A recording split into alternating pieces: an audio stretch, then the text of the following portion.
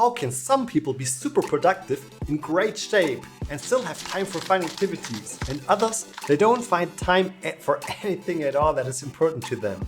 How is that? I'm Denis, an engineer and fitness coach. Today I'll show you 3 principles I learned from the book Buy Back Your Time from Dan Marshall. But I'll show you not to design your perfect week, but to engineer it. One that maximizes productivity, keeps you energized, and still leaves time for fun activity. Just like in engineering, we'll take a structured approach in 3 parts. Number 1, how to assess the status quo. Number 2, design your first optimized week. And number 3, adjust and repeat. By the end of this video, you'll have a science-backed system to improve your weeks step by step.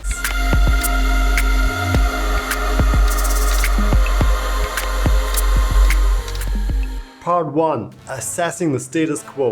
Before optimizing anything, you need data. In engineering, we don't start tweaking a system without measuring it first. The same applies to your schedule.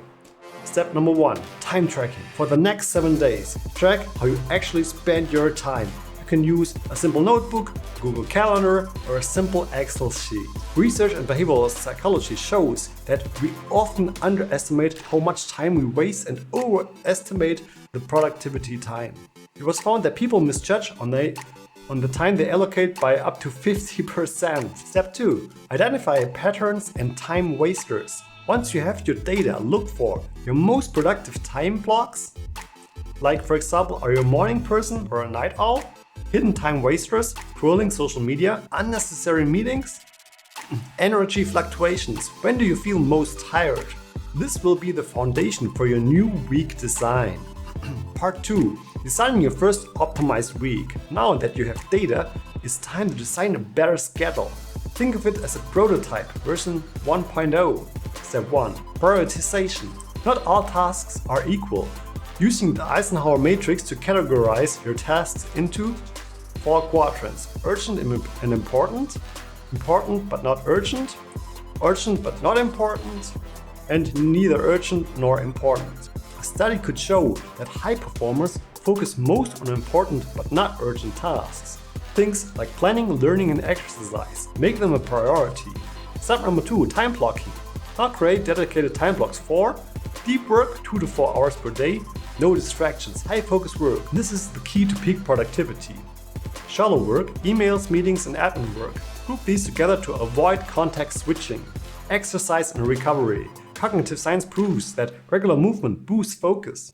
Fun and social time, a balanced life, a sustainable life.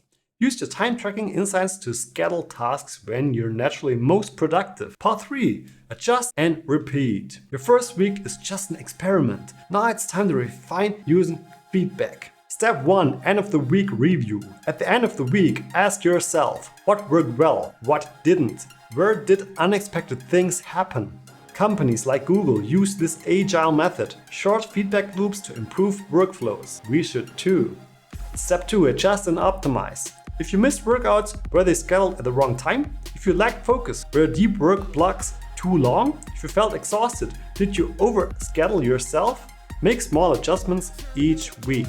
After a few iterations, your week will run like a well-engineered system. I will show you how I started my first time schedule for the perfect week. So I'm just using an Excel sheet, and here's my template. I just entered the time every hour, adding 1 hour up. So 7 to 8, 8 to 9, 10 to 11 o'clock, and so on. And I use the time that I'm not sleeping. So that is for me 7 a.m. to 10 p.m. Also added some categories, like for example work, friends, exercise, family, household. The important key part here is to just fill in like everything. So here's some example. So let's say you're a YouTuber and you don't know when to spend your time exercising. So this is like the first design, your first 1.0 of the perfect week. So it's all in there. Everything is in this schedule.